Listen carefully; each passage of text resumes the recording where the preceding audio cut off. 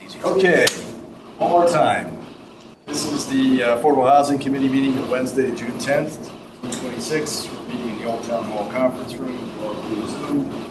And now is 7:07 p.m. We do have a forum. Just goes over here now that we're actually recorded and have sound. Okay, great. Welcome everyone to the June 10th meeting. Let's do introductions first. We have a new member joining us tonight, as well as a couple of special guests. We've got Craig on Zoom. So why don't we go around the room quickly and introduce ourselves. Mark, you want to start? Mark Barnhart, Director of Economic Development on the Fairfield. Absolutely. I'm Jackie Page, member of the Affordable Housing Committee. For how long? I'm just curious. 4 years, 3 years? I'm not sure actually. 4 years. Lynn Moore, I think you call it the public. Jerry Cavagnolo, also the public. New member, Kevin. Good evening, Kevin Grims, new member, came to a selectman meeting last week, and I've been welcomed in as a new member in my professional life, economic and housing development finance professional.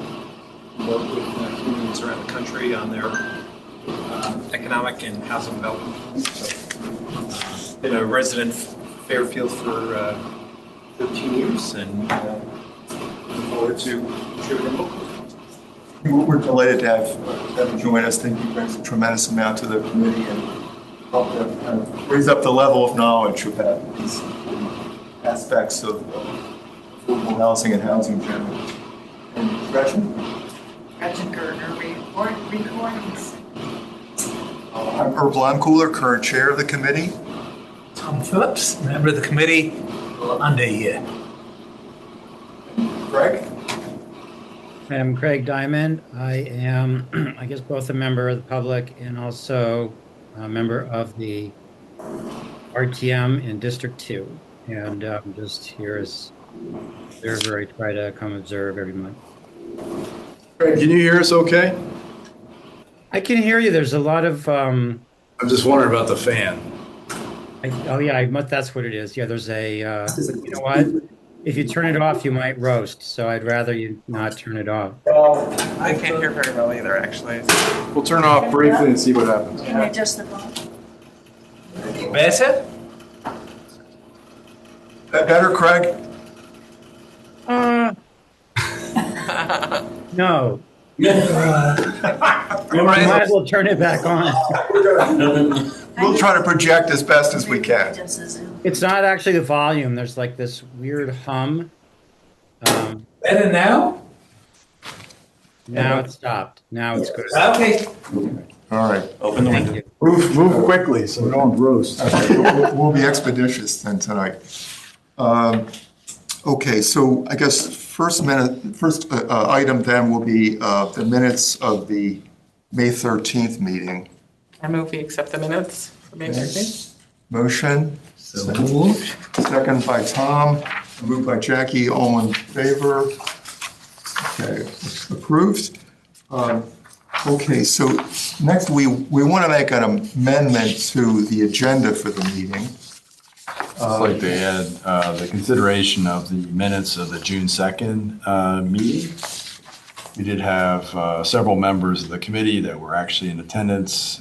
I guess technically we did have a quorum. At the time we had six members of the committee, 3 of which were in attendance, so a formal meeting. So I did prepare some minutes. This was the tour of Corbin District, so I'd like to add that to the agenda and then hopefully approve the minutes if you're cool.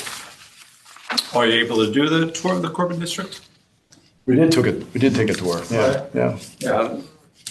I've been trying to arrange that myself. Well, we can probably arrange another one. Alyssa was very open to doing that. You know, Alyssa What was Kent. his name? What's the guy, the developer's name?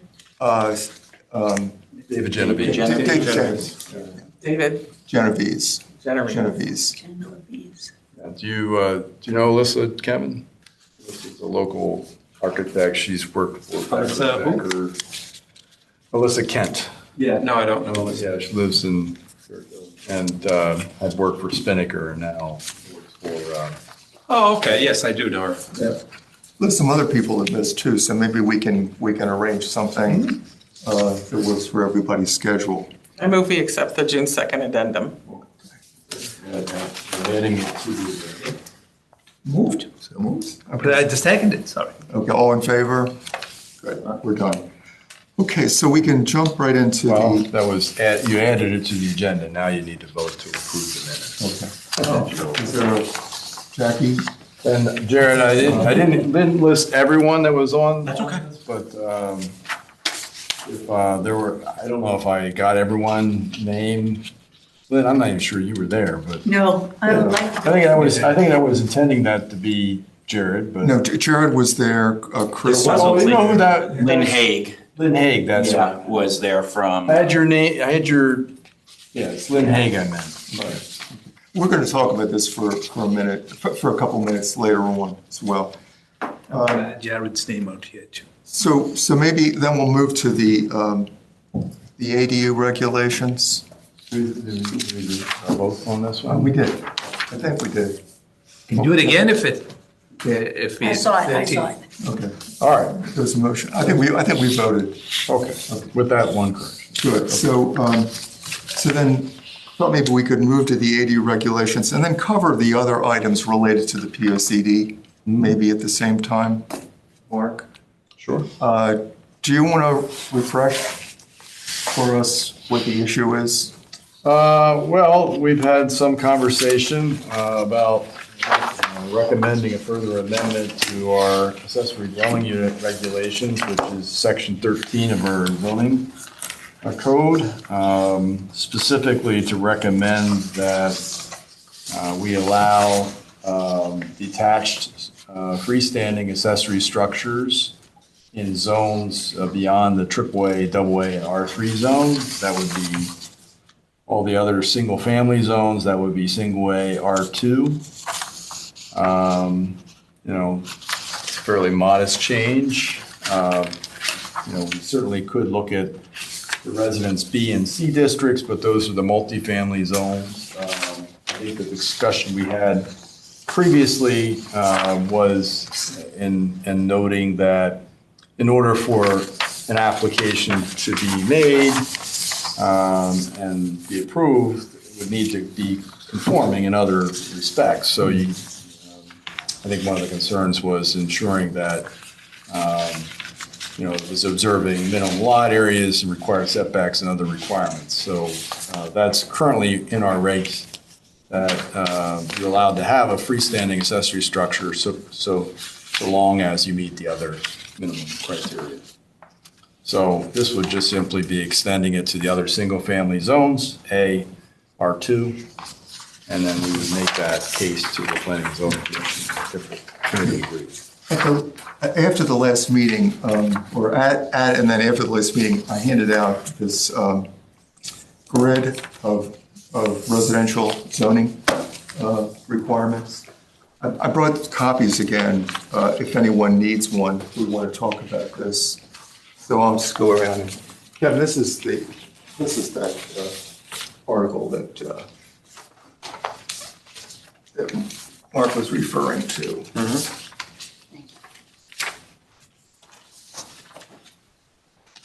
Anybody else need this? I'll take a copy because I didn't bring the pen.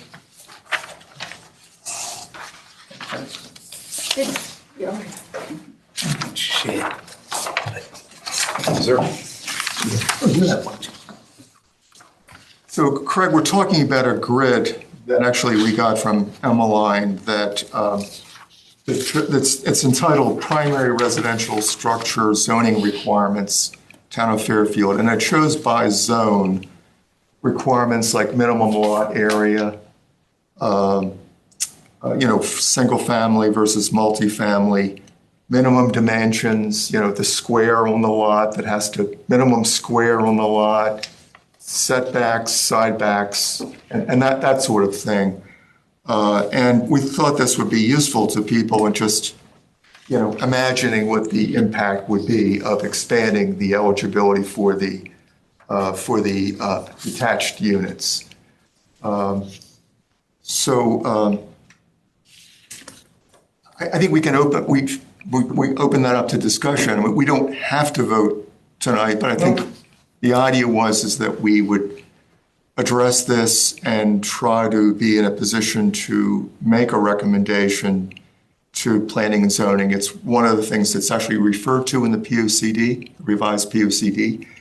And this is kind of where we are. Yeah, when we last recommended changes to planning and zoning to liberalize the requirements under which you could build an accessory dwelling unit, there was a lot of conversation about extending the detached requirements or allowing detached structures in zones other than the 3 half-acre or larger parcels. They decided to take a more conservative approach at the time and just see how things are going.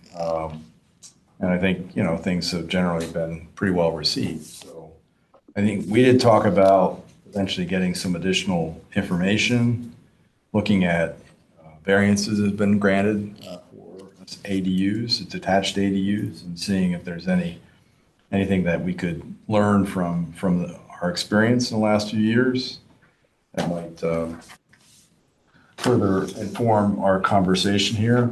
But, I guess that would be also things that we would need to think about in terms of our presentation to planning and zoning. Yeah, I haven't tried to secure that information at this point. I did look at a database from the Grand List that that Mark had gotten, we had gotten from the assessor previously. So there are, let's talk about Zone A for a second.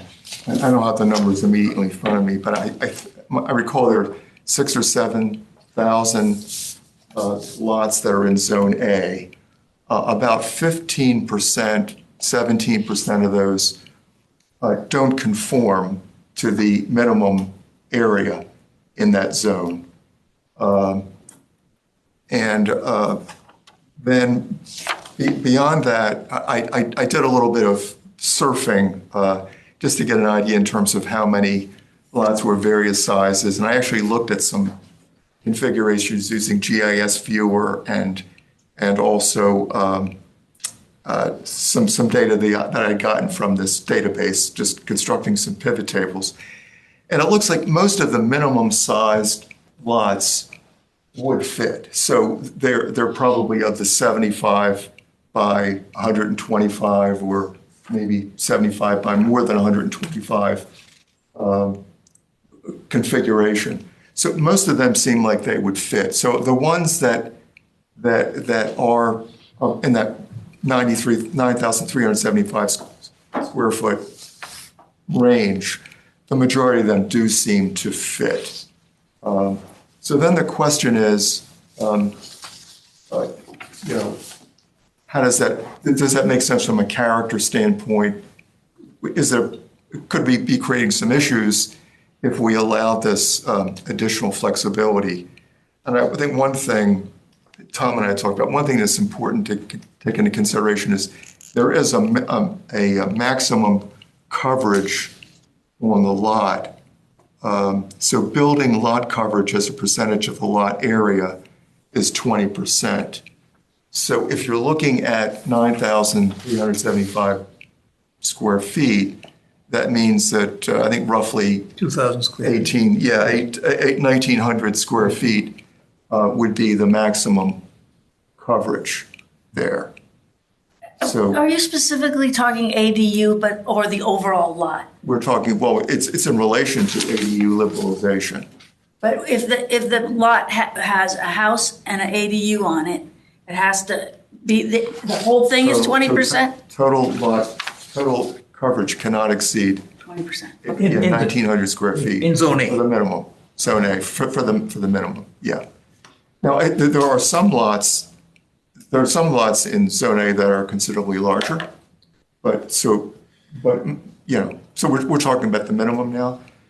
So, so what does that mean? I guess, and I'm struggling with myself a little bit to figure out how this all works. So if you, let's say you have a rancher on a 9,375 square foot lot. So the totality can't exceed 1,900 square feet, right? So let's say the rancher is 1,300 square feet.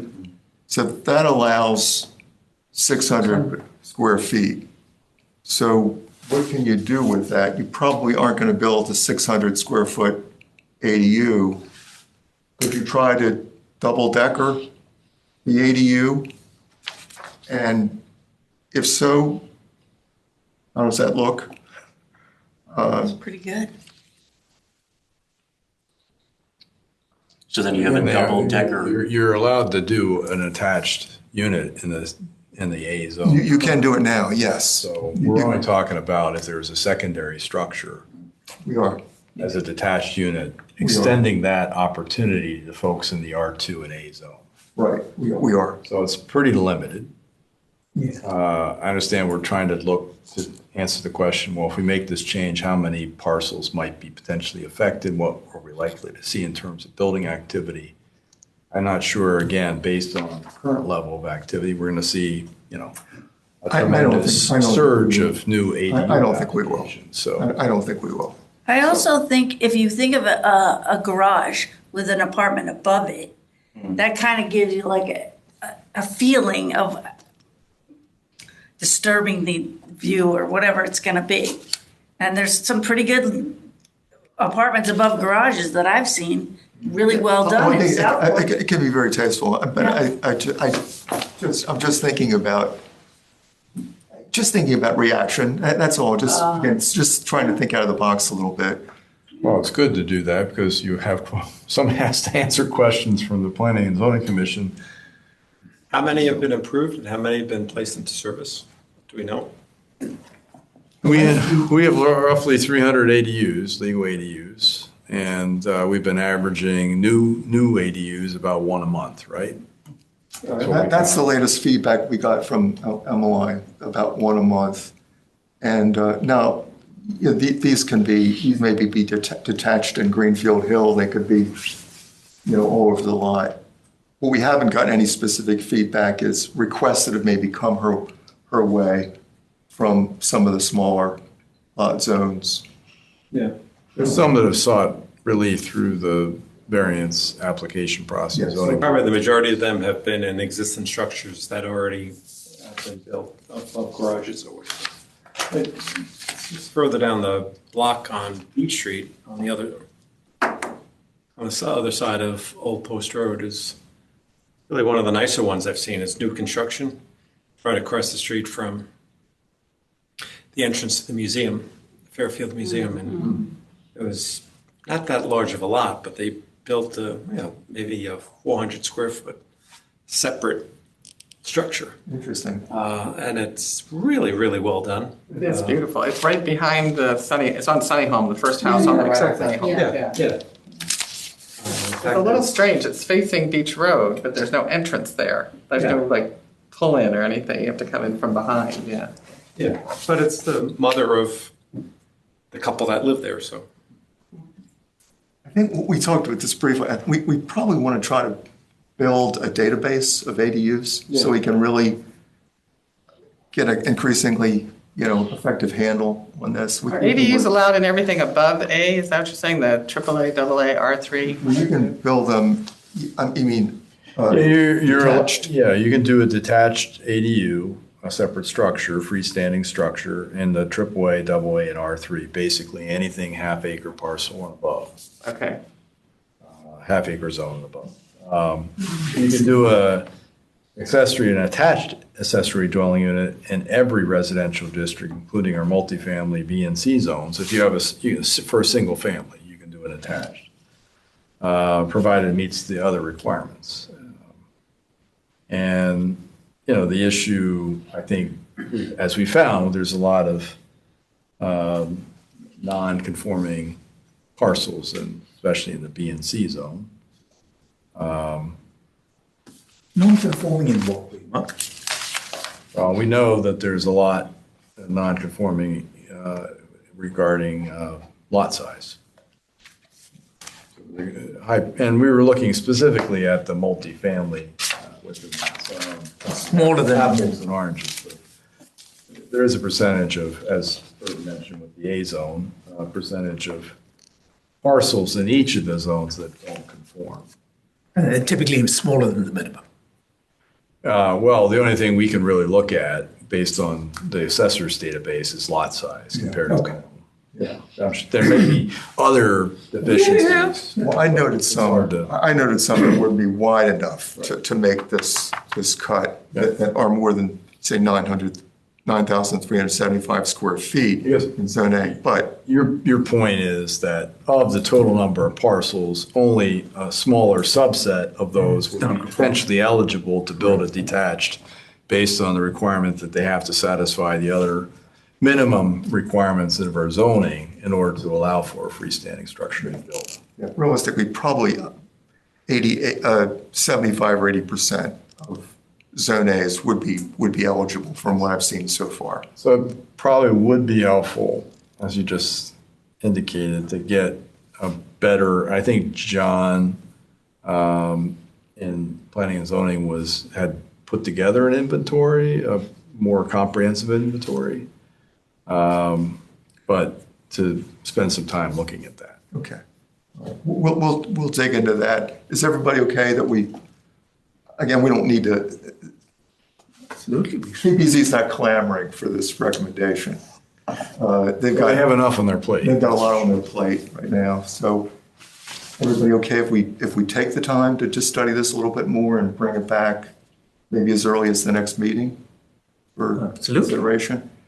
Sure. Is there anything else you'd like to know while we're going to study this? Any other information you'd like to have that comes to mind at this point?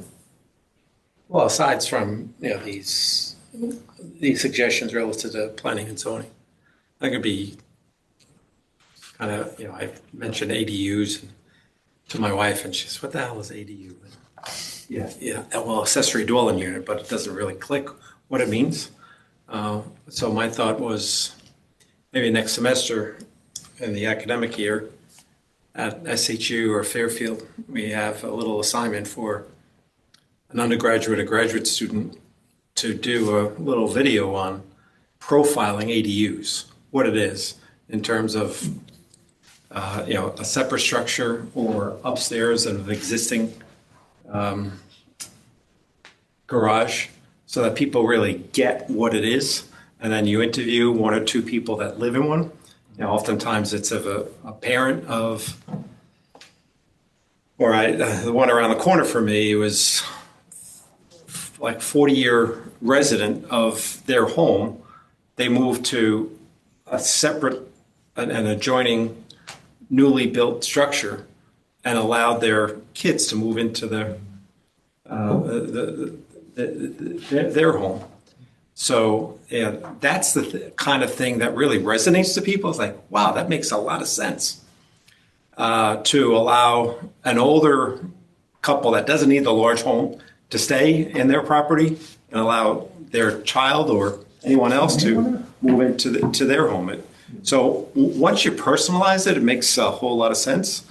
So, I don't know if it's a paper or a video, but just to make it concrete in terms of what these ADUs are and what the impact is on those that move in to the ADUs and move out of the primary residence. Be a nice adjunct to our workshop. Yeah, we do a workshop annually. We've done it for the last 4 years. Yeah. And we bring in an architect or a developer, a realtor, the chief planner, Emmeline's there, and they all speak. And we also bring in an ADU owner. Okay. You may have had the ones you're referring to there. Yeah, it sounds very familiar. We had Philip Phyllis. around the corner. That was very good. That was a very good. Phyllis was the presenter. Yeah, And yeah. did a fantastic I'm job. sure they did a great job, yeah. And But this would extend that potentially to a broader audience. At a workshop, we get like 50 people. So Yeah. it'd be nice to be able to, even if we videotape the workshop, put it online, that only appeals to a certain group. typically those that are looking seriously Yeah. at going ADUs. So you're talking about a Yeah, more public education campaign. We're looking for a way to make this more than a once-a-year thing. We can make this Yeah. live for people on a continuing basis. So we'll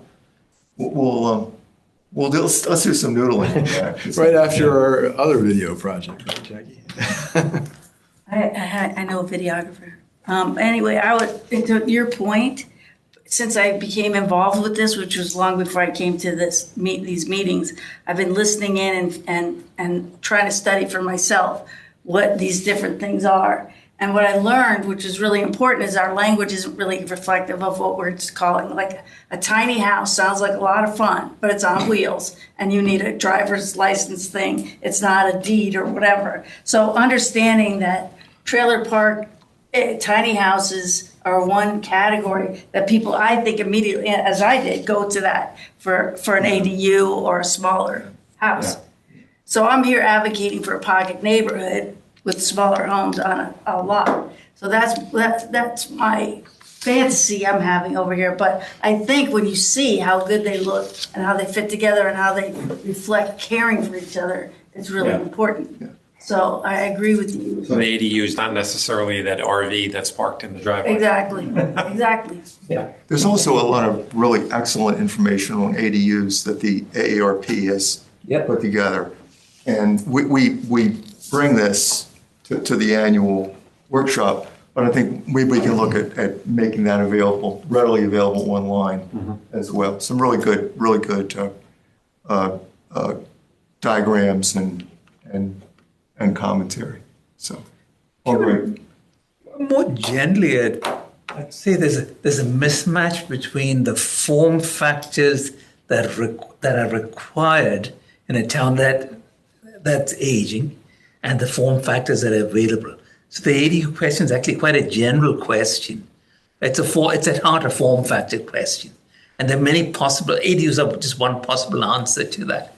Pocket neighborhoods are another possible answer to that. Absolutely. And we're getting more into this in our housing conversations, as well as we kind of drill down on what the opportunities that might be out there for people that express these needs for alternative housing. So, okay, all good. So we'll do some research and we'll bring this back to the committee. Didn't Bob or somebody did an analysis, like one of these zones, it was 50% didn't conform to the lot coverage? It was when we were looking at the residence B and C zones to make modifications to the multifamily. This is sort of coming up. This is our next item. Right. Is to drill down on Zone B, Zone C, and look at whether we can recommend modifications, because as we said before, there are literally hundreds of duplexes that as small as 6,000 square feet that seem to work fine, whereas the minimum in Zone B for a duplex is 9,000 square feet. We have data on the number of these that are non-conforming and of varying sizes. So we can bring that when we get to that item, maybe July, maybe more realistically September. We can bring that back to the committee again. One thought along with looking at conformance, look at the impact of the setbacks. Even if we keep the front setback the same, and the ADU is built in the rear, there's very little change in look and feel, but you can occupy, you can use the space more efficiently. The little analysis that I did, in fact, where we use a surprisingly small fraction of the area. In fact, as you correctly pointed out, the lot coverage as a percentage of lot area is even tighter than that implied by the setbacks. Maybe think about the setback question as an integrated part of that, the ADU question.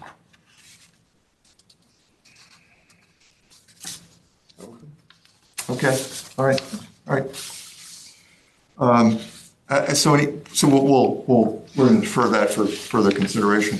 Is there anything else on the POCD, Mark, that we want to get into at this point? We know we still have to do the Zone B and Zone C. That's sort of coming next. Well, so I think the three things we've talked about are, further changes to our ADUs to make it easier to allow those in town. The only area that really we're looking to liberalize is the detached freestanding structure. Second is our multifamily zones. If we could consider changes that would allow duplex to 2 to 3 to 4 family units to be built on smaller lots. We have plenty of examples of nonconformity. And the third, to Lynn's point, we've been talking about missing middle housing opportunities. And what we don't have within our existing zoning regulations is a way by which we can create housing in the anything from 5 units to 12 units per acre. So that's what's, the 8 to 12 units per acre is really the sweet spot for the pocket neighborhoods. Yeah. It's one of the areas that we just don't have any regulations that would allow it. I've certainly talked to a few developers or other folks in other communities. I know planning and zoning is also reaching out to other colleagues to look at their regulations to see what might be adaptable to Fairfield. That's the limiting factor. It's not that no one wants a pocket neighborhood. People, when you describe it, people like the idea. It's just we don't have a zoning regulation that allows for that to be built.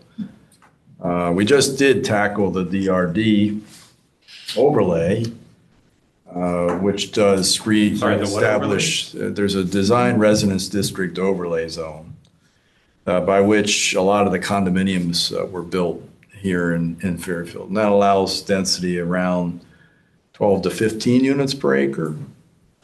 That is now been reintroduced to our zoning regulations. A while back, for whatever reason, I think the commission decided that there was too much development of that type, and they dialed it back such that basically no new condos were built.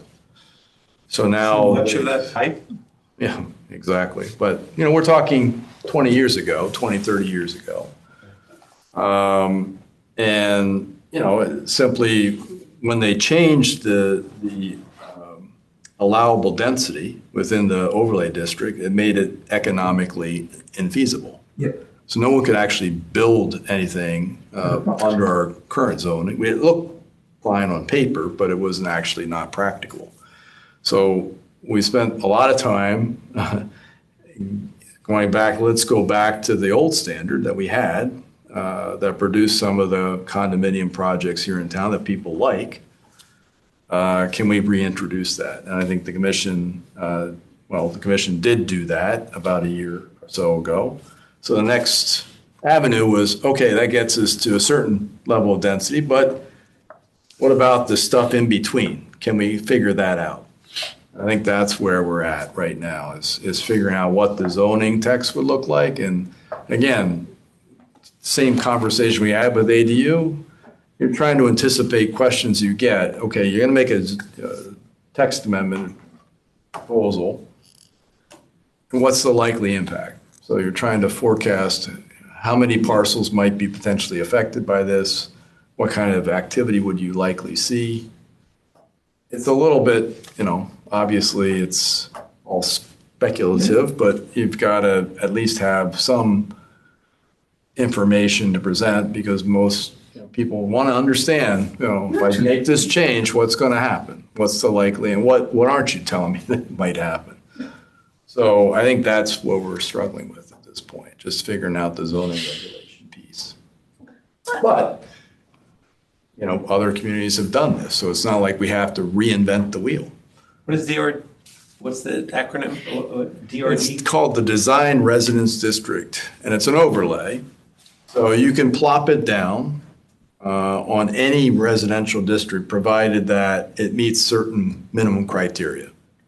So depending on your underlying residential zone, you may need to have a lot size of 10 acres or 5 acres, whatever that might be. But, it has to meet those requirements before you then impose this additional overlay onto it. But that gets you if your underlying parcel is compliant, you can get up to that level of density, which is what makes those projects feasible.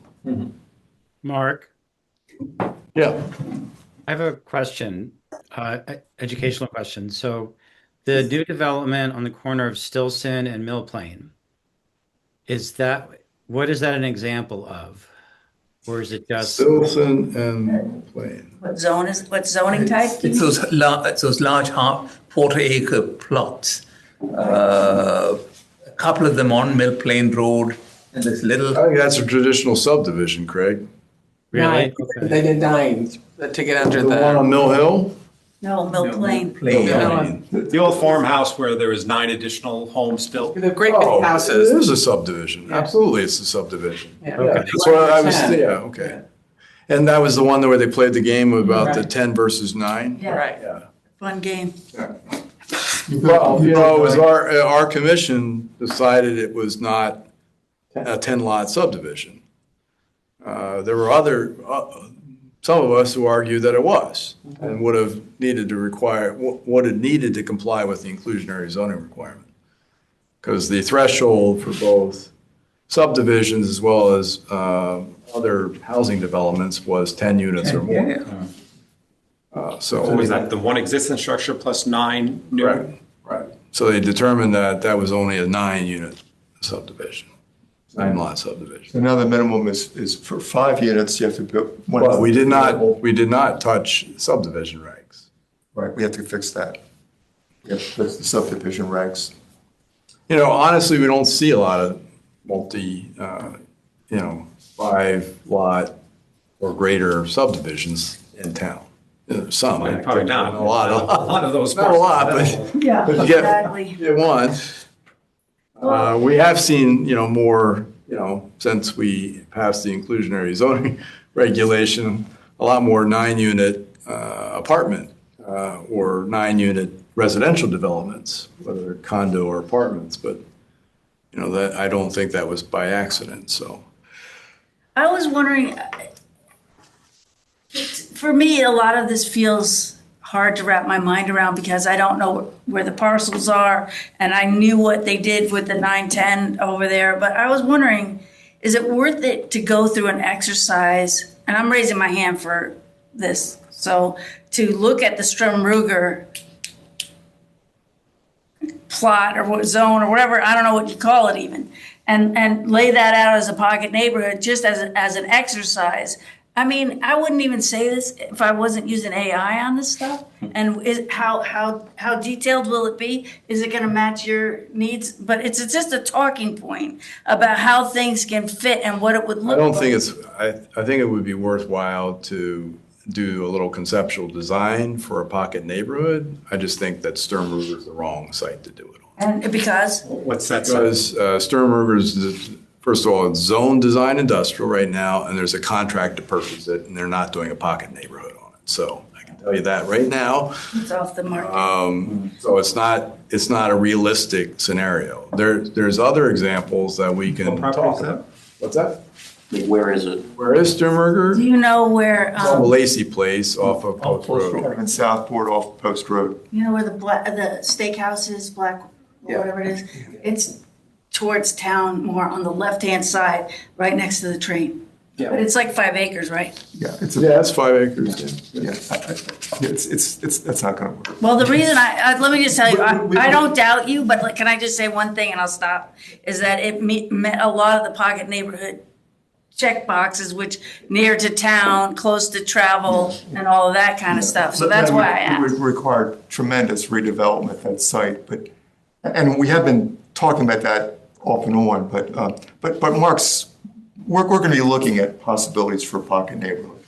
So we haven't forgotten. Well, if you'd like me to volunteer to draw something up or whatever, I'm raising my hand for that. Well, one of the things that when we did dig into the assessor database, we'll be able to, slice and dice that to see how many lots of different size and different zones and whatever, might be out there that we could sort of delve into a little bit. Thank you. Systematically, we can address that. So, and we can probably move on to the other old business items, Mark? We want to do our round robin on Okay. those. Well, I did pass out an updated list of residential projects with some affordable component, and this is organized by status. There have been a few changes. So those under construction, you'll see a few ads there. 105 Bilo Street, a set-aside development. They have a foundation permit. They haven't actually started doing work yet, but they're about to. If you look at the next column down, you'll see a few ads in there as well. 168 Kings Drive, you'll recall, is a smaller set-aside development, 10 units. They had actually come in with a zoning regulation amendment and proposed a smaller development on the site, 6 units. And the commission turned that down. So they're going back to the 10-unit set-aside development. They are in the process of pulling a building permit. Okay. Next property down, the Philbins, that's Jay and Tim Philbin Landscape Company. They will have to rename it because they sold it. And there's a building permit application in process for that smaller development right across from Alto. That's right. And it looks like 110 Woodrow, another set-aside, smaller set-aside development at the end of exit 19, the off-ramp there. They've made some progress. You know, that building permit's been pending for a long time, but I've seen a lot more activity as of late. My conversations, planning and zoning, there seem to be moving ahead. So there are a number of projects in the works. And then we get on page 2 and 3 are kind of more as less certain into their status. Did Bronson Road get its CO? I don't know if they got there. They're pretty much complete. And, you know, I had, was concerned about, they'll need to get a CO because the plan here is that Connecticut Housing Partners is in the process of acquiring the asset, using monies from the Department of Housing. And the good news for us was we asked, so they're moving ahead. They don't have a closing date yet. The state moves in strange and mysterious ways, but we did get a unit distribution. And the good news is that, you know, before it was a traditional set-aside development, 830G, 30% of the units restricted as affordable, 15 at 60%, the remainder at 80%. Under this, under the contract to purchase it, Connecticut Housing Partners is going to convert it to 100% affordable. 42 of the 91 units would be restricted to households with incomes at or below 80%. 34 units would be restricted to households with incomes at or below 60% of the median. And 15 units would be restricted to households at or below 40% of the median. If you add all those up in terms of housing unit equivalency points or a second moratorium, it takes the total from, let's say, 60 points, 65 points to 168.5 points. And essentially, this plus 980 High Street plus the other projects that are currently under construction would more than provide enough points for the second moratorium. So, assuming all this does transpire, gets completed, we get the CO, we're in very good shape for a second moratorium application prior to the expiration of the existing one, which is something we've been working at. So And Bronson is how many units? Bronson is 91. Really? I drove over there. They got 90. They're all small. No kidding. Yeah, the one bedroom predominantly. Is that the one that's the first one under the Yep. yellow section? Yeah. Okay. Yeah, Garden Homes Management. That's the one you said is now gonna be 100%. 100%. Yeah, so it would go from 64.75 to 168.5. Community Housing Partners is an independent company. It's not a state It agency. is not, it's a nonprofit housing developer. So that's the good news. So, how does that work? So then, I don't know, is Friedman, he developed it and he sells it to the not-for-profit? Yeah, with help from the State Department of Housing. And Is that the takes it same from thing that's 30% to 100% affordable. Is Yeah, that the same thing that's happening with that? Isn't there one in Southport that's sort of? this is it. Oh, this is it. I thought that's technically Fairfield. Okay. Yeah. All right. Thought it was over on the other side, on Westport side. It's an odd development, odd site, Yeah. but will provide housing for, What's the subsidy per unit from the state? I don't know. I haven't seen the terms of the deal. What's They it? must have gotten HUD money or something to be able to. Yeah, it's just bond money from the state. It's a similar transaction. They did that to the former Holiday Inn in Bridgeport. Yeah. Another developer built it and they sold, and they Yep. turned it over to, what's the not-for-profit? Connecticut Housing Partners. Mutual Housing Association, the old Mutual Housing Association. So that's where we are with. And they were all one bedrooms? Well, let's see, they're. Studios. Studio one Okay, bedroom they- apartments. yeah. They're all very small. An odd mix. Okay. Yeah, that's the report. I'll make sure this gets posted, this update gets posted. And then the Housing Trust Fund?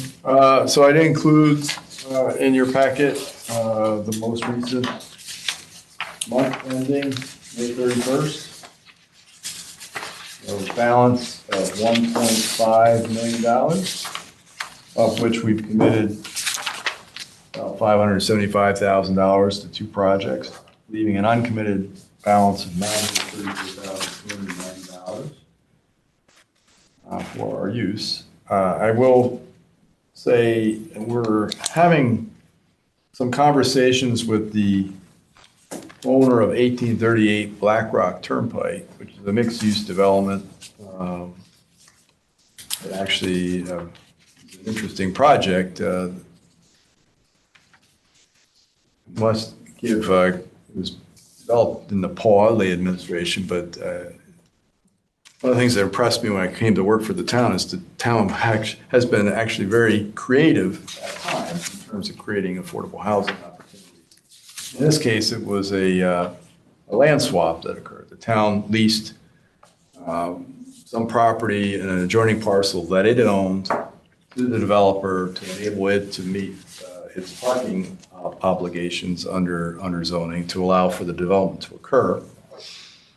And in exchange, the town asked for 6 apartments that were leased to the town or leased through the town to elderly individuals that were income eligible.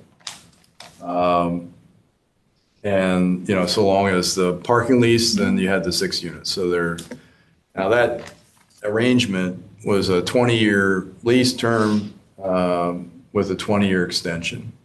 That 20-year extension is coming due in 2030. And so we've engaged the ownership with the idea of making this permanent.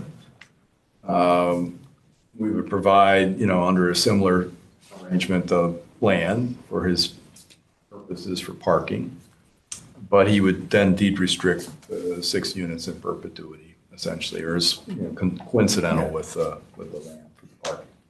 Where was 1838 Black Rock Turnpike? So do you know, there's on the bottom floor, there's Black Rock Pharmacy. That's probably the biggest retail. There's a sushi place in there. Lynn's nodding her head. It goes around, it goes around. It's a conveyor belt. It's Yeah. pretty fun. But, again, 40 years ago, mixed-use projects like that were kind of rare, you know. Yeah. No, I'm sorry, what's the location? Burroughs and Black Rock Turnpike. The apartments are up It's like above. right near yeah. Granola Bar. Okay. Yeah. Up above, like, but they're not very nice. They're not very well maintained. They're very small. Yeah. They're small studios. So, and so the reason I mention this is, number one, there's an opportunity to extend this and make it permanent, so we keep those 6 units as affordable. Our thought was we could eliminate, even though they're appeals to an elderly population, it's not the most, and they need to have some mobility. Right. Issues, because you're in a, so we would eliminate potentially the restriction on elderly, so it could appeal to a broader population. But we'd want to make it permanent.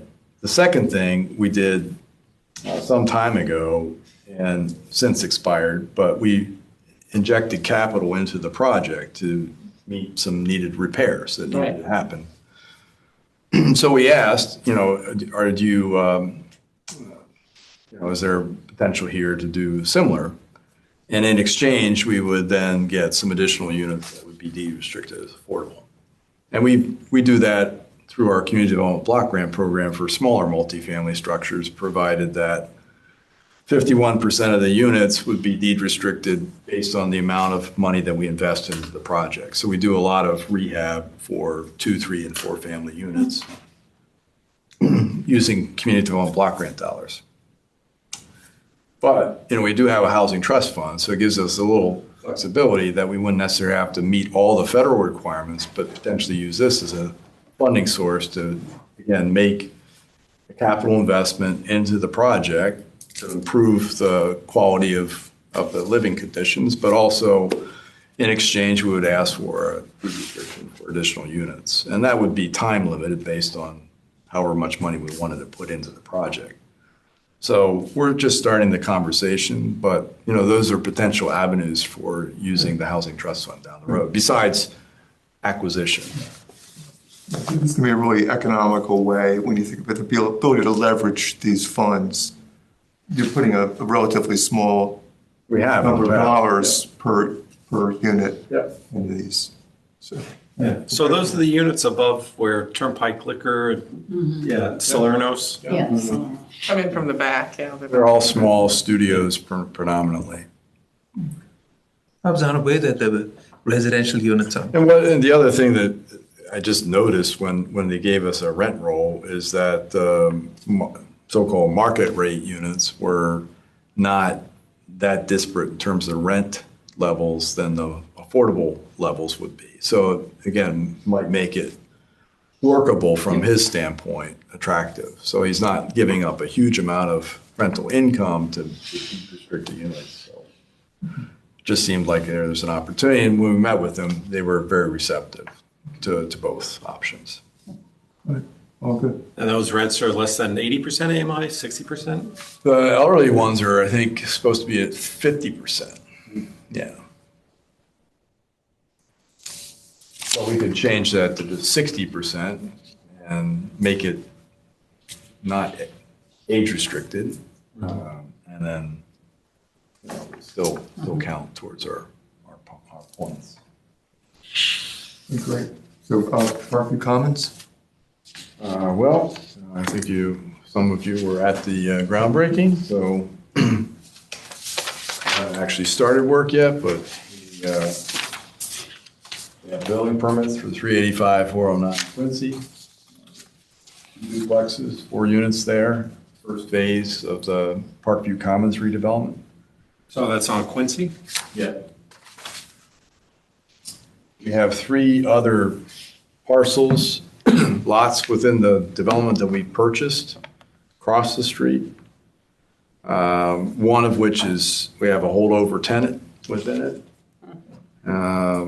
And so the plan was to do the 4 units at 385, 409, go back to Greenfield Street, and then come back to Quincy Street to do the next phase.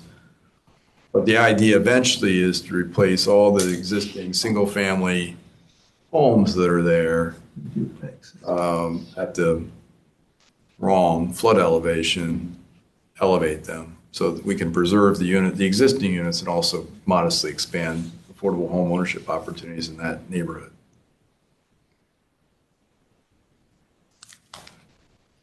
Long time in coming. Yep, long time.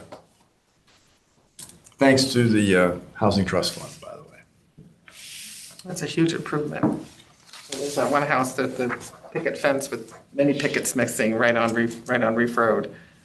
Yeah, so it's looking kind of blighted. Some are well maintained, others, some issues there. Got hit by a car. They have a giant boat trailer in the front yard too. Did you see that? He's a rowing instructor. Yeah, it's just empty, just giant. Greenfield Street? Well, we have a development agreement for 254 Greenfield Street. We're done with 244. 254 Greenfield Street, we have a development agreement with Habitat. Next step would be to enter into a ground lease.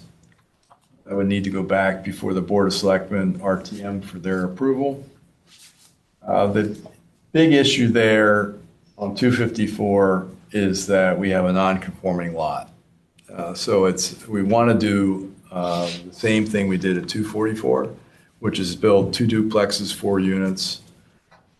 The lot is too small for that under our current, we would need 18,000 square feet. Yeah.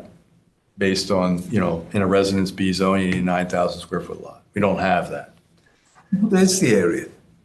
What is the area? It's just shy of 15,000. Okay. So it's not huge. It's not a huge mismatch. So, you could do 15,000 square feet, you could do a duplex in a single family, but it seems a waste. So, the next step, after we can go through the process of getting the ground lease in place. And Habitat is applying for funding through, I'm not sure if it's CHAF or DOH, but they're applying for dollars to assist with the development costs. But the next step would be to meet with Emily and her team, see if we can figure out, how to make this work. So we can't get any more property from the park? That was one scenario that was suggested. We could. We already took some, right? Yeah. Yeah. So the thought was, well, we have a provision in our regulations that allow for, you can do a bonus unit if you have a 15,000 square foot lot. And we did that with Royal Avenue. And instead of just a single bonus, you get additional market rate, which is 100% affordable. So using the same technique, we could get to the 4 units. The issue that I had with that approach is that it doesn't cure the other deficiencies. So that the lot size is just one. We don't meet frontage, we don't meet setbacks, we don't meet lot square. So it doesn't cure everything.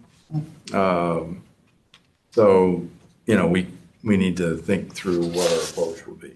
You can also request a variance, but that seems like a pretty heavy lift to go in and ask for relief based on a hardship that you're kind of creating yourself. So I think a text amendment would be in order. Certainly if we allow for we allow duplexes in a Residence B zone in a smaller lot, that would help solve it. But, that opens up, other issues. So it might be, looking at something that's very specific to this and a few other parts. Is this a B zone? Is that where this is? Where Greenfield Street is? The frustrating part is everyone looks at the plot plan, the development plan says, yeah, this makes sense. We want this to happen. So we just need to figure out how to make it happen with our zoning. It's like the pocket, everyone looks at it and says, yeah, this is a great idea. Well, we don't have zoning regulations to allow that to happen. So we just need to figure that out. And the issue is sometimes when you're solving a problem for a particular parcel, people obviously want to know, well, if it happens here, where else could it happen? And is that, something we want to see happen? So that's just need to think through that process a little bit more. But we have time because they're going to be busy at park a few comments for Good. the next year or so. Okay. Next item is the workshops and the community outreach. So last time we summarized the April 29th Housing Community Conversation for the committee. And I think we were in general agreement that we would keep doing these and planned another one in September. The overwhelming feedback that we got at this first session was we need more senior housing. We need more solutions for seniors to keep seniors here. Now, the majority of the attendees were seniors. But so I think we know that we also have needs for, let's call them millennials, for lack of a better word, and for other demographic segments as well. So we're not going to exclude anybody from this next seminar. But I think we were planning actually not to meet in August as a committee, so that means we probably want to make some progress at our July meeting in terms of mapping out what this housing conversation in September would look like. Exactly what we try to cover, what kind of information we try to pull together for the attendees at that session. You also mentioned a questionnaire or something like that? Survey? Survey, that's the word. Yeah, we could do exactly, good recall. And so we could do a survey in advance of that. I think it'd be a good idea to do that. I mean, again, I could raise my hand to volunteer to put that together. I'm very good technologically, if that's helpful to you or Mark or whatever. Let's talk offline about that. We have worked. We've done survey work with the university. Oh. In the past too, when the Age-Friendly Fairfield survey was done there. I know whether they would have the resources to do this, I'm not immediately sure, but that we are going to meet with. I'm going to be meeting with them soon. We can size up what they might be able to do. There were a couple of questions that related to housing in that. I can pull those out for the committee in addition, for everyone in advance of the next meeting as well. But I think we would want to get into other issues in whatever survey we would do. So, all good. Stay in touch on that. Okay.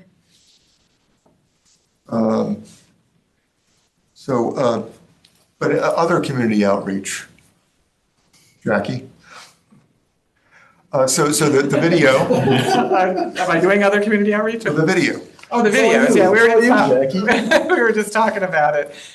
So we have 5 people, 2 great ones, 1 good one, 2 okay ones. Come on. I'd like to get 1 more with the family, so Mark and I were just talking before the You meeting. have 5 individuals for what? They live in affordable housing now, and that I've interviewed, and that have a compelling story to tell. And so I think 2 of them are really good talking about their story, and 1 is pretty good, and then 2 are just okay.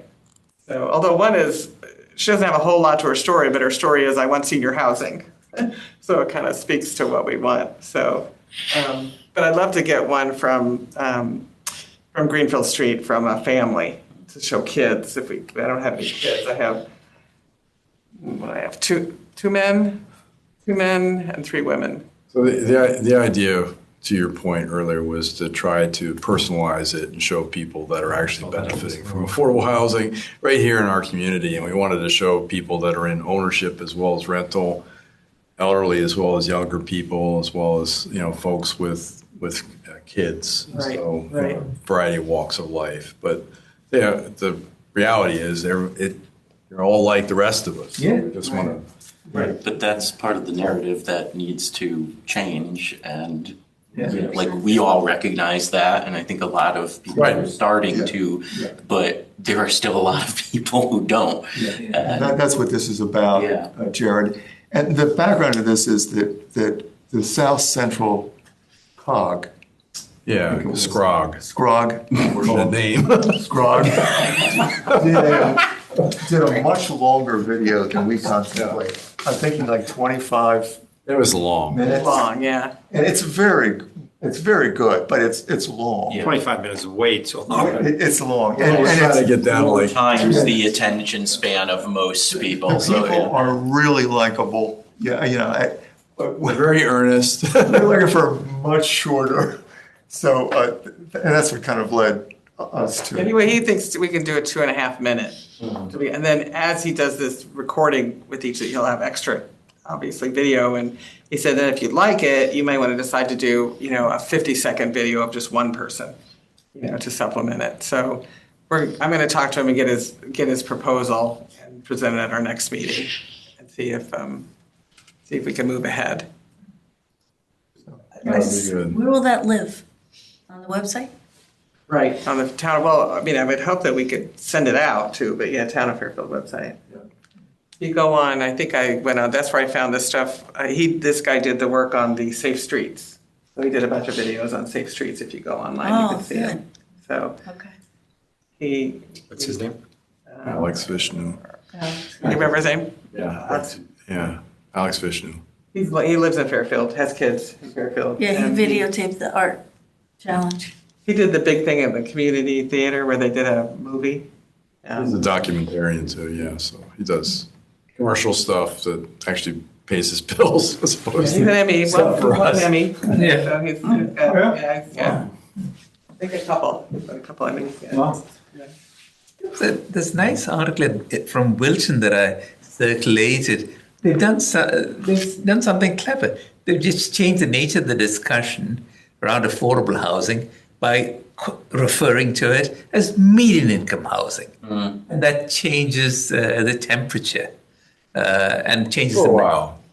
for a while. Then you also have to We've had a lot define what of- median income is, and I don't mean like say what the number is, I mean literally define the term median income, because not everyone even gets. I think there are two important definitions. One's a statewide median. Correct. The other is a regional median. And for reasons I didn't understand, it's a statewide median that makes has a big impact on the 8-30G points. And I didn't understand the logic behind that. Well, A30G requires the lesser of the two. Lesser of the two. Lesser of the two. Okay. I can't tell you how many times I've used the Housing Collective salaries that they put on the thing. Yeah. Who's 50%, and it's the entry-level teachers in Fairfield, salary is 50%. There were AMI. just a couple events that the Housing Collective and through the Housing for All network, Right. basically gave some mini grants to groups like the Stratford Homelessness Task Force and a group in Hamden that I think actually works with Connect. Yeah. There Yeah. to they're just a table at Hamden Fest or Right. Main Street, and they had graphics showing here's what you can afford if you make this. It sounded like that message really hit with a lot of the attendees. Thank you for bringing that up, Jared. I will say, in terms of community outreach, if members of the committee feel so inclined, we do have a rotating presence at the farmers market. We organized it on behalf of our tourism and cultural district partners, but we also extended that opportunity for other nonprofits that want to have a presence. So we set up a schedule, and so if you wanted to appear at the farmers market and provide information about housing, we certainly do that. That's a clever idea. So, it's a Sunday at 10 to 2 downtown. So Do you want to give us information, or do you want to, Mary Alice, give us you just information? Mary Alice is keeping the schedule. We have openings in the schedule as early as the end of this month, June. We've got a couple openings throughout the summer. So if there's interest, we're not trying to so that we don't have the same group appearing every week. It's we kind of limit, so it's We could have maybe a couple of people from the you could group that wanted to come and hand out information. And wouldn't necessarily have to I do think it we from want 10 to think two. about making sure that you have material. Whatever talking points you need, you have the information you need to support that effort. But I think, point, there's certainly a lot of foot traffic there, so if you wanted to, again, increase the presence and appeal to a different demographic and talk to folks that, I'm sure there are seniors there, but there are other folks too, so, part Yeah, of I think that would be great. So I'll be happy to check with Mary Alice on the schedule and availability, and maybe let everybody know about what possible dates are, see if anybody wants to. Just put a big sign, 8-30G. Yeah, that'll We get a lot of interest there. What, two tables? Yeah. Housing, need housing, 830G. Okay.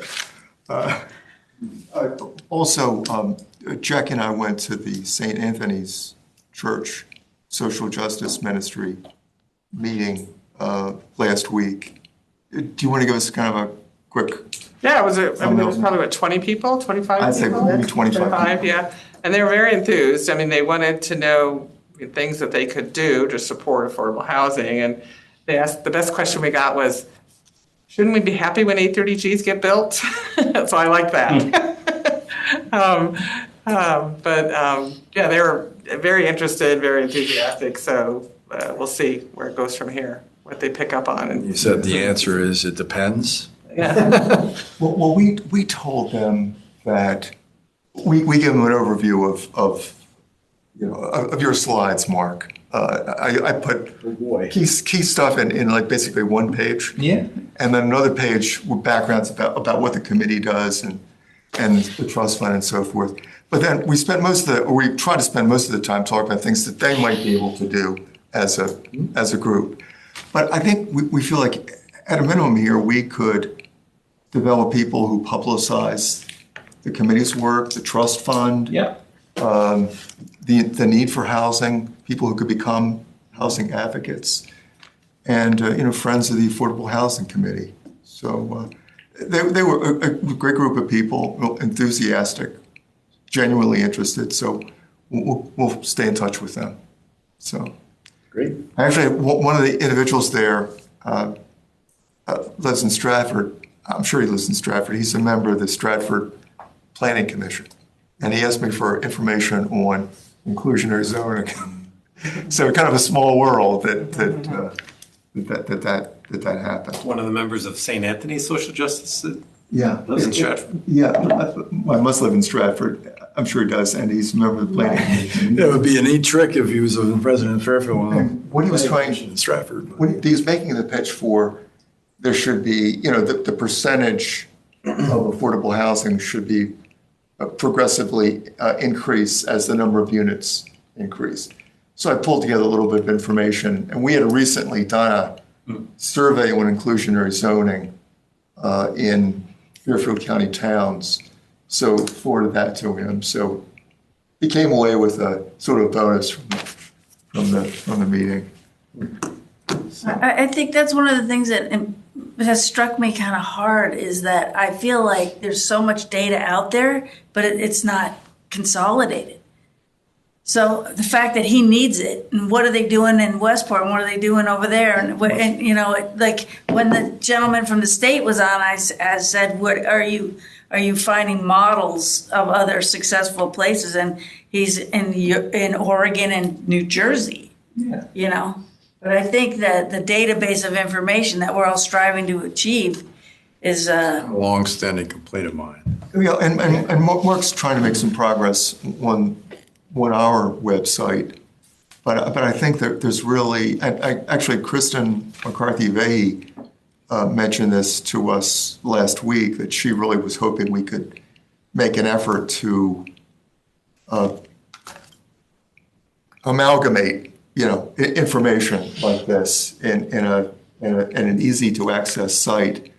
It's not easy. It really isn't. Yeah. But What sort of data specifically? Well, oftentimes when we look at changing our regs to accomplish certain of these tools, we look to other communities that have done something similar and see if what they've done is potentially adaptable here. It's awfully hard. I'm always doing all that research from scratch, as opposed to there being a database at the state level. Massachusetts has a toolbox that's a lot more developed and Connecticut does. Doesn't surprise me. Sorry.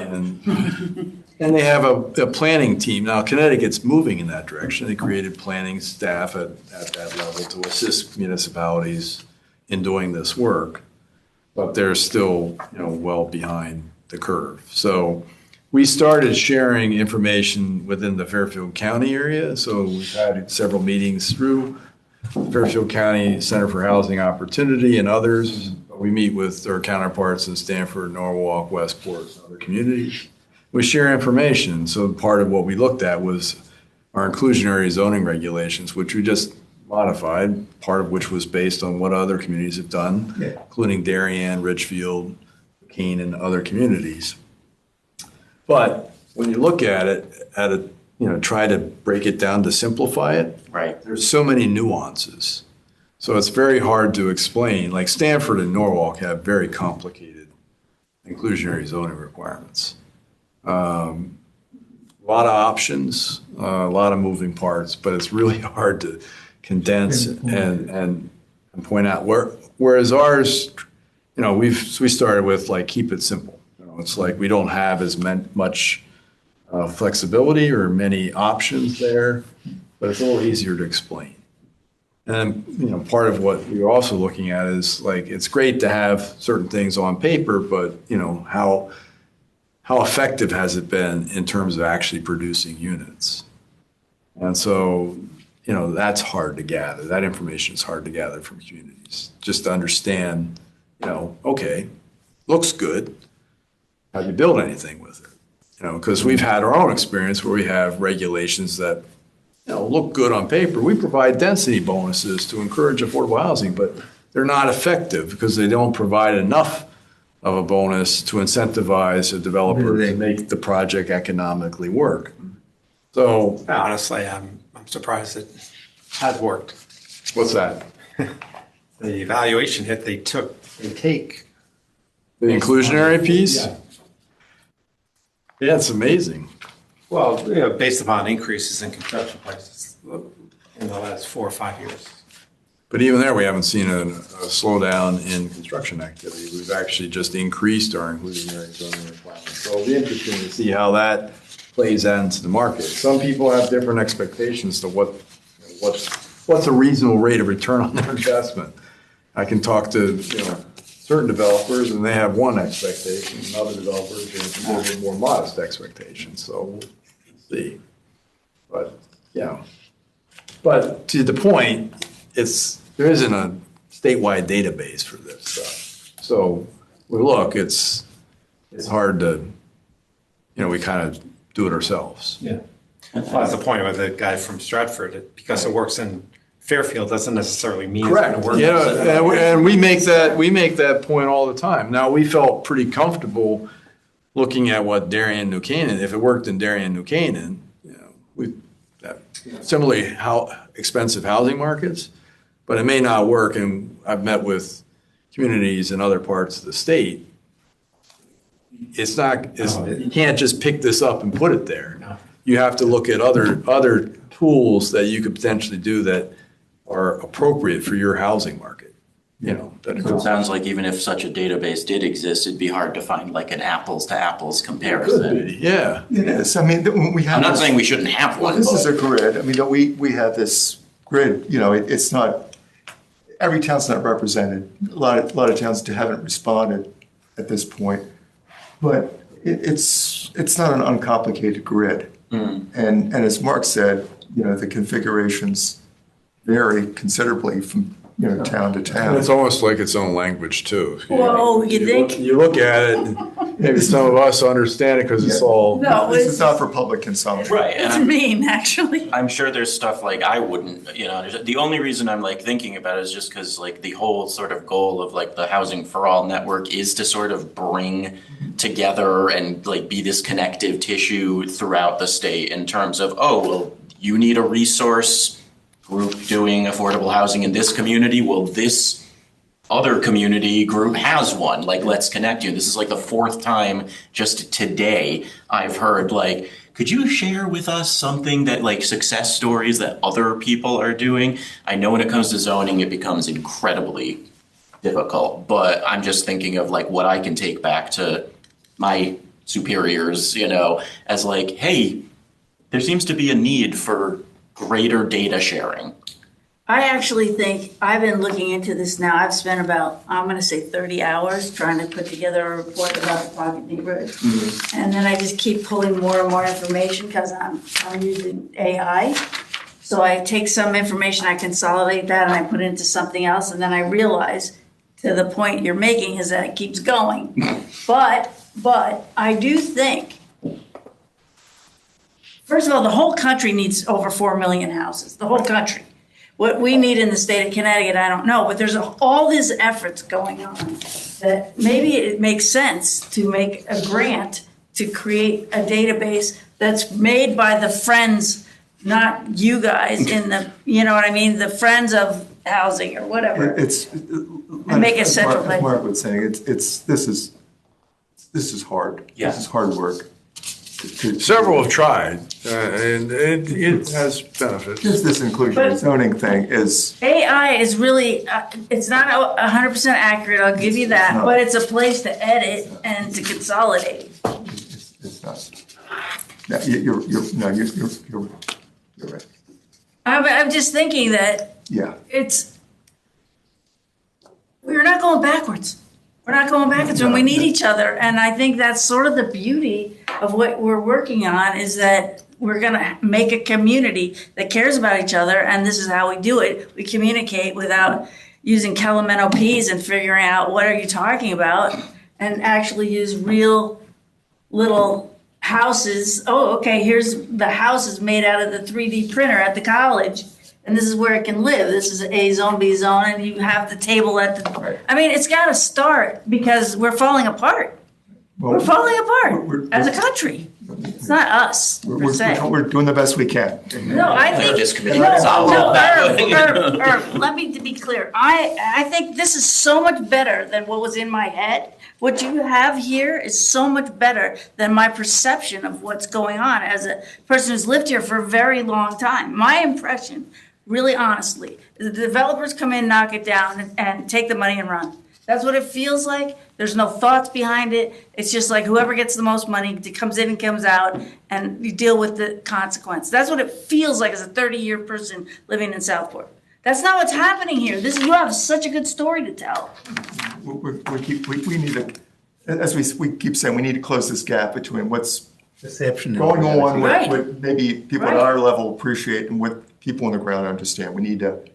And I think Fairfield's actually has a leadership role in this, because we're a very smart community that cares about each other. And I think we can do a leadership that will affect the state. And maybe that's because I love it here, but I think we have the talent of the people that show up and are willing to do it. And I'm telling you, I'm willing to help with that. That's great. That's great. You're on. And I want you to edit the crap out of it and say, Lynn, what the hell, where'd you get this? And that's AI slop, or this is really good, can you build this out? And I'll be like, yeah. And now, would I love a grant for that? Sure, I would. But, you know, because I need affordable housing, okay? But I will do it anyway. Okay. All good. I sent you, well, you have that report. Mark has it in an email as a PDF to share with everyone, because I, see what you think. Tear it up, tell me forget it, whatever, or let's go We somewhere. have information that Carrie Mackover pulled together. We can get that to you as well. But anyway. Think about it, I can take criticism. I can, and I'll fix it. That's an asset. That's an asset right there. So why don't we move on to the Corbin District tour, if we can. Not to spend forever talking about this, but this is, Mark, do you want to? I don't, no. Okay. All right, so what I'll kind of get it started, and then Tom and Jackie can jump in. And I put together actually a note here, if you can find it. But Alyssa Kent, who's the local architect, arranged this tour for us.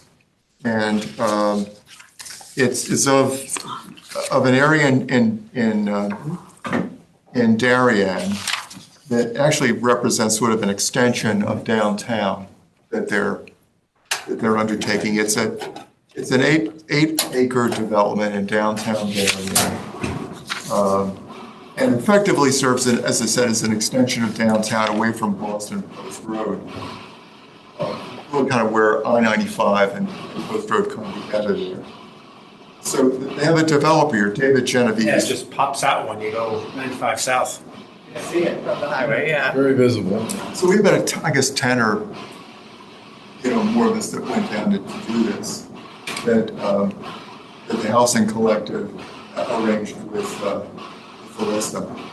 The developer has been involved in this for 20 years, David Genovese. He's the owner-operator model.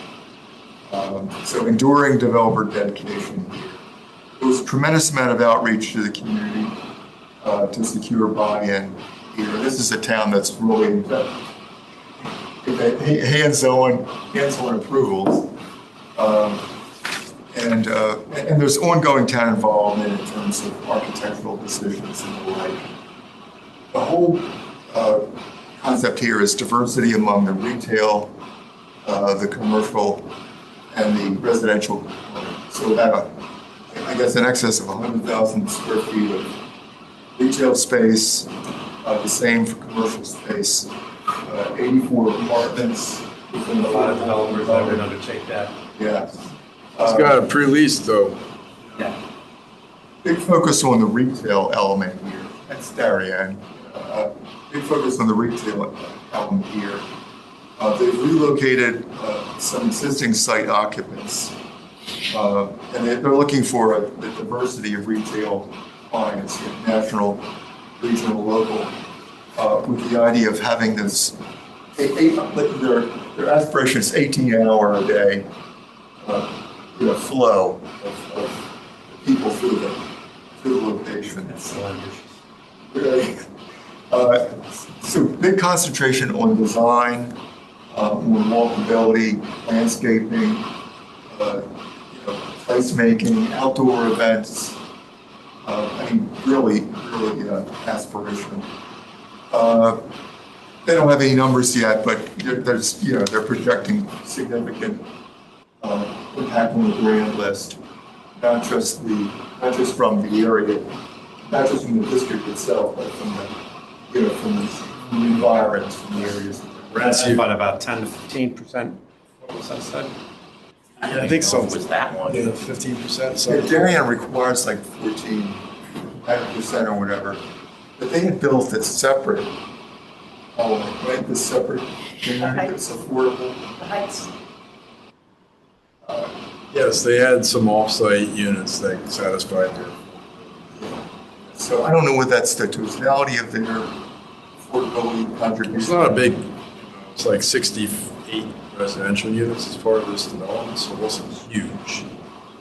And that was kind of a disappointment that there wasn't more residential. It was that biggest building was really office space.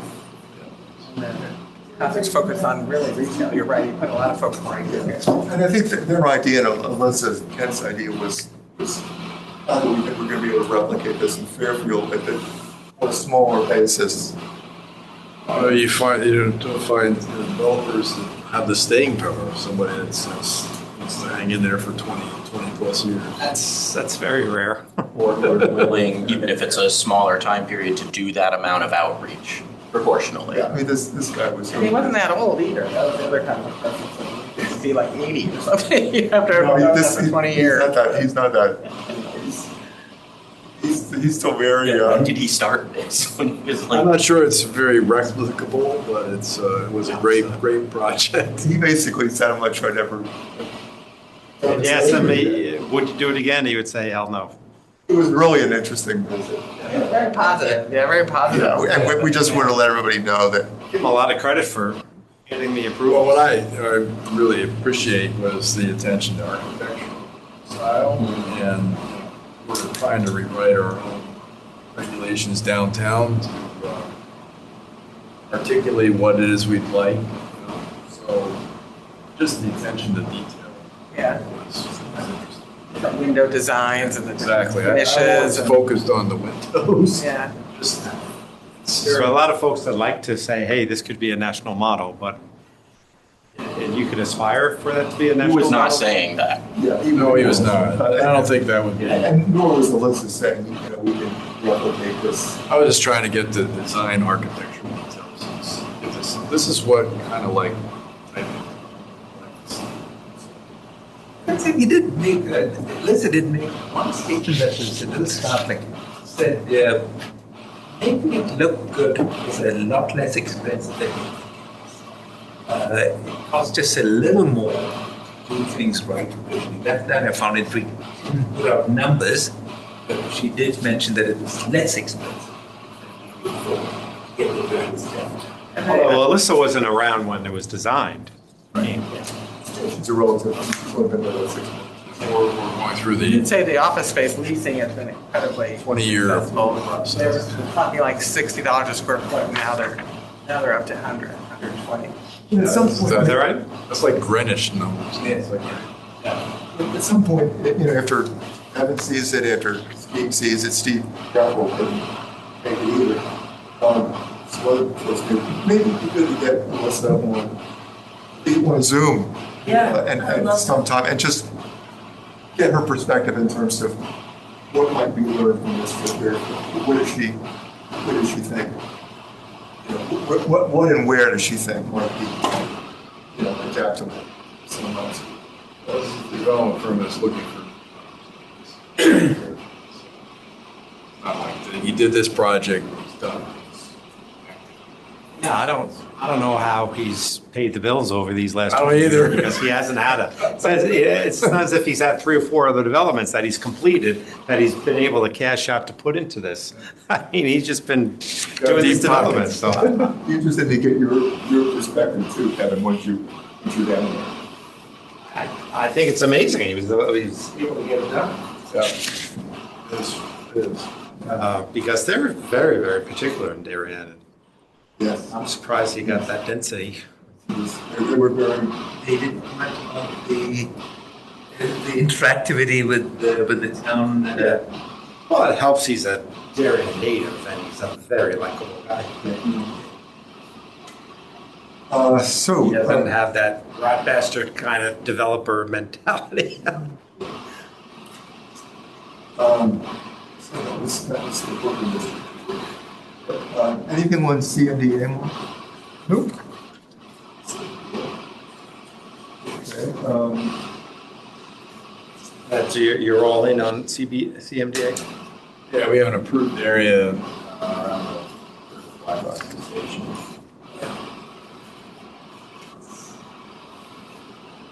Not But if that, anything, you hope to get some money for infrastructure. unfortunately, it was about 10 years.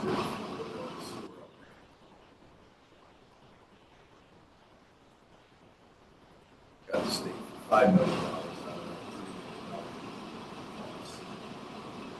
it. Need to be done. But there may be other construction talked about. That's usually possibility. Manufacturing industrial, a lot more diversity, residential, so that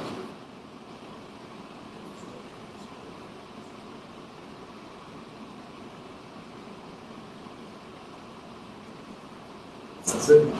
Anything else? Anyone else have anything? Announcements, updates? Juneteenth is coming up. Bernadette's band will play. No food trucks. Right out here. On the town green next Friday. 4 to 8. We're at 2 churches or Actually, 5 churches. 5 churches. 4 churches from Connecticut and 1 from Stratford. Black church from Stratford. Who are the other 4? St. Anthony's? So St. Paul, St. Four Anthony. from Fairfield. Yeah, St. Paul, St. Anthony's First Church, and Trinity Episcopal. What was that? Then First Baptist in Stratford. There are 2 First Baptists in Stratford. But they're very active. Yeah, you know. Yeah. One by the highway. I don't know how to describe it. I know that one. Your sister church at First Church. Having all sorts of other performers. It's from Ludlow High School, African American. Interesting. Anything else? Anybody? Progress seems to be the borough homestead, not the borough homestead, the Judd. Good Homestead? Yeah, Judd homestead, that. Construction is coming along nicely on that. Yes, it is. They're going very well. I mean, right, almost right after we that was that good, that the noise were approved for the affordable housing trust fund. Yeah, that wasn't easy. Yeah. Well, thank you. We're actually the investor on the tax credits on that. Certainly. 70. 570. Can I throw one thing out last thing? You asked about money, how much it costs. I made a call to the place that built my shed in Ellington, Connecticut, Clover Farms. And I called the guy up who said to me, I go, look, I'm doing some research. Can you talk to me about what, would you do this? And what are we talking about financially? He said, oh, you just have to come see this two-car garage with an apartment above we just built. It's beautiful. He said he did it for $285 square foot. So I think that they lowered it to place. It's kind of amazing. So I just wanted, you asked about the numbers and I'm digging on stuff and I'm giving you my trivial. 75 a square foot? Yeah. He said it was really good, so I had to come see it. He wanted us to come look, but I was. I think it had all the stuff in it, you know. I think it had everything, you know. It's a garage. Yeah. I think it had the washer, dryer, all that happy stuff in it. But Everyone, so we, our next meeting is July 8th, and are we in agreement that we skip the August as we traditionally have? Is that good for everyone? Works for me. So Steve's going to ask me, so do we don't have any compelling need to meet? I mean, we'll be doing things, you know, we'll be doing things offline, but we won't plan then to meet as a committee in August. So we'll meet July 8th, and then the next meeting will be second Wednesday in September. Okay. Herb, I made that report, I made 4 copies of that report. It's also in PDF in Mark's thing. If anybody doesn't want to read it online, they can have a copy. Okay, excellent. Thank you. That's the stuff I pulled out of my pile of. Okay, hey, have a good. Nice seeing you, all of you. But it's going to be great. Yeah. Thank you.